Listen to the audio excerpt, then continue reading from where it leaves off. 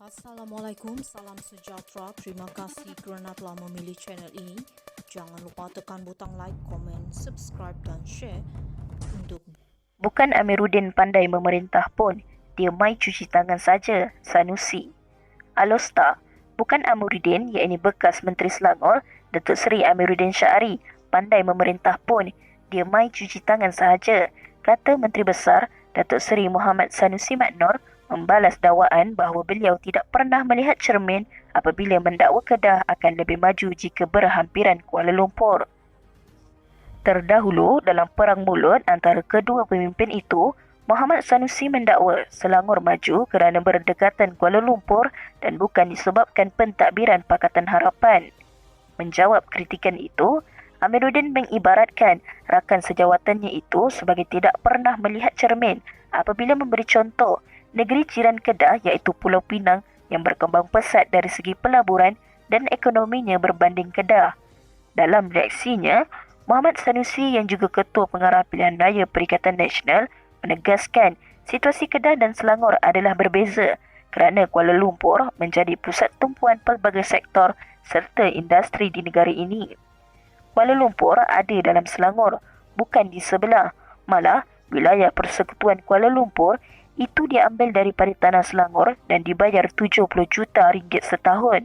Kemudian diambil Sepang untuk dibuat Putrajaya dan lapangan terbang antarabangsa Kuala Lumpur KLIA. Semua pusat pertumbuhan, pembangunan, kewangan, ekonomi, semua tertumpu di situ. Limpahan itu memberi nikmat yang besar kepada Selangor, katanya dalam program Bual Bicara Keluar Sekejap yang disiarkan di media sosial malam tadi. Ahad lalu, Amiruddin dilaporkan berkata, kedudukan Pulau Pinang adalah berada di sebelah Kedah, tetapi negeri jelapung padi itu tidak menerima impak seperti Selangor yang berjaya membangunkan bandar satelit sekitar Kuala Lumpur. Menjelaskan perkara itu, Muhammad Sanusi menegaskan bahawa kejayaan pembangunan Selangor bukan disebabkan kepandaian Amiruddin memerintah. Sebaliknya, negeri itu sudah maju sejak zaman pentadbiran UMNO lagi. Kalau nak banding Kuala Lumpur yang ada di tengah Selangor, bukan sebab Amiruddin pandai memerintah pun. Selangor maju sebelum PH ambil pentadbiran lagi. Masa UMNO memerintah Selangor, dah maju. PH main cuci tangan, lepas tu cakap dia pandai. Tak betul tu. Dulu, zaman UMNO lagi, dah maju. Walaupun banyak menteri besar Selangor kena tangkap sebab terlalu maju. Tapi, memang sudah maju masa tu. Bukan sebab PH pandai. Bukan Amiruddin pandai, dia mai cuci tangan saja. Dia kata lepas Azmin, iaitu bekas Menteri Besar, keluar, dia bawa pelaburan 18 bilion ringgit.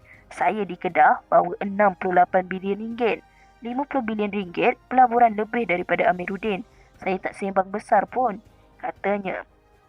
Muhammad Sanusi berkata, disebabkan itu pihaknya mahu membangunkan lapangan terbang antarabangsa Kulim yang dirancang mampu memberikan limpahan ekonomi kepada kawasan tengah dan timur Kedah yang kebanyakannya didiami masyarakat Melayu.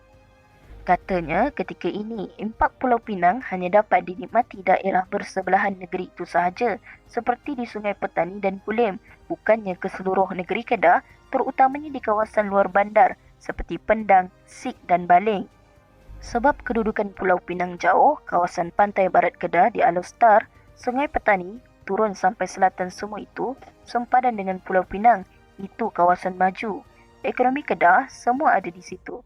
Tetapi masuk ke timur, kawasan Melayu di Pendang, Sik, Baling, Kuala Ketil, itu orang kampung masih memotong getah dan tanam sawit.